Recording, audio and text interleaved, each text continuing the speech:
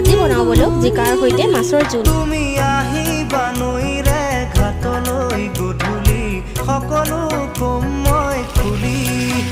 তুমি জানিবা দেখিবা বুজিবা সকলো নেভাবিবা মিছলীয়া বুলি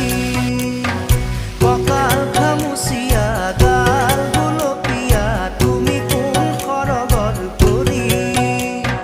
কজলা চকুৰে পদুমী খোজেৰে নীলাহী মন মোৰ হলি গাঁৱৰে জীয়াৰী থাকিবা